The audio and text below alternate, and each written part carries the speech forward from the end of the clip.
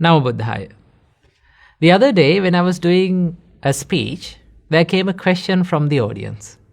The question said, no matter how much I plan the new year, I fail to achieve these goals at the end. What is the reason? And turns out this is a problem for many people, right? We all plan the new year, we all plan in the beginning, but we fail at the end. What is the problem? The reason for this problem is we are trying to do more. But in reality, what makes your dreams come true, what helps you to achieve the goals in your life is not by doing more. It is by doing less. But it is a little bit contradictory to the society, the idea of the society, no? Because the society will say to you that do more and then you will achieve more. But in reality, to achieve more, you should not do more. You have to do less. Now, what do I mean by doing less? Doing less means doing something that is important. Removing all the unnecessary, unimportant things in your life and doing what is important. Giving the priority to what is important, what matters the most, right? And also, if you give this priority to what is important to you, right? If you ask the question, what is important to me in my life? What should I build up? What qualities should I build up in my life to make my life a success? And now you focus on that quality, the important task, important goal, and you keep doing it, right? The reason why we fail to achieve the important things in life, because our important goals, our main goals, our crucial goals are covered with these unimportant things, unimportant achievements in life, which does not help us in the long run, okay? And also there's another problem, and that is we have lots of expectations. That means too much expectations. It is okay to have expectations, right? It is okay to have dreams, it is okay to have goals, but it is not okay to have too much expectations. Why? Because sometimes when we have too much expectations, our expectations and our reality have a big gap. It has a big gap, right? So when we fail to achieve these expectations, what happens to our mind is we become discouraged because we are not getting what we expected. And then what happens? We suffer. We hate ourselves. We blame ourselves. The more we blame, the more we hate ourselves, the less we try to achieve things, because we label ourselves, okay, I can't do these things. I'm not someone who is courageous. I'm not someone who is brave to do these things, right? No matter how much I try, I fail. That is the nature of mine.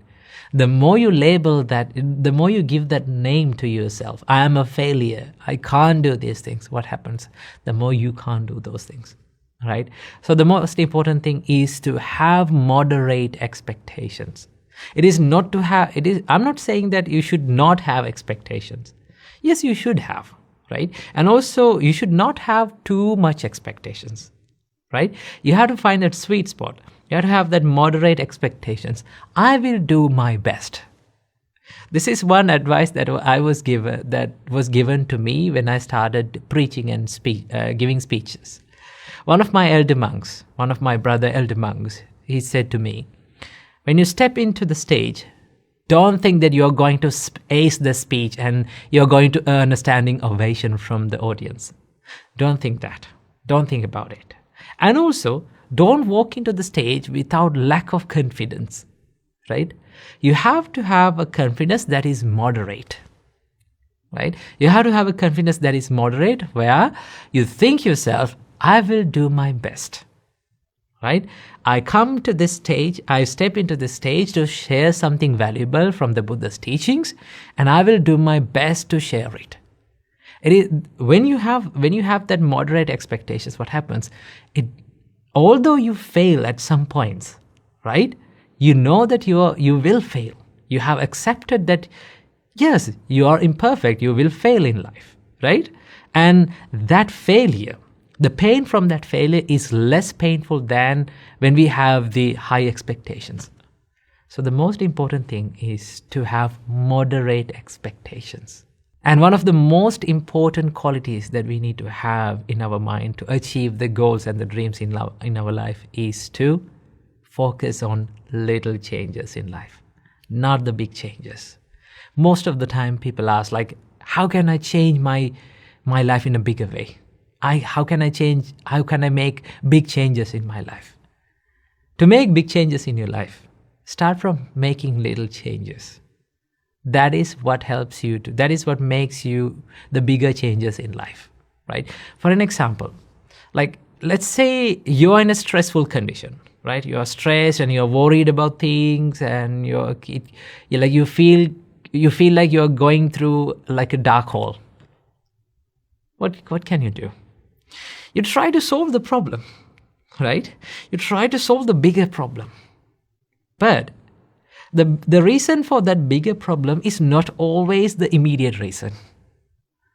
The reason for a big problem is not always the immediate reason. It is a series of problems, series of changes that had happened throughout our life, and it make that big change, big problem. So what do you have to do? Go into the roots of the problem. What made it change? What went wrong? And when you find that smallest mistake that made it wrong, you have to correct that. You have to make that correct and work upward, right? Let's say you feel a little bit stressed or anxious, or you feel that negative energy around you. What can you do to stop this? First, stand up, and then you can clean your surrounding, right? By cleaning the surrounding, it adds some sort of a positive energy around you. And after that, you can meditate a little bit. Clean yourself, clean your body a little bit, clean your clothes, right? Clean your surroundings. That positive energy will make a little bit of positive change in your life. And that positive change will lead you to make big changes, big positive changes in life, right? So one of the most important things is to focus on little changes, right? That is why in Dhammapada, the Buddha says, by degrees, little by little, from moment to moment, a wise man removes his own impurities, as a smith removes dross of silver or gold.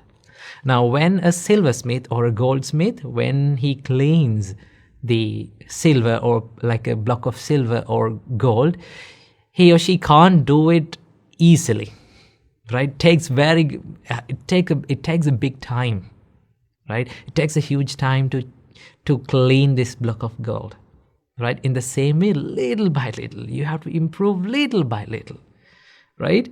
So that is why I found this wonderful quote that I read recently. It says, learn a little bit, apply a little bit, improve a little bit every single day.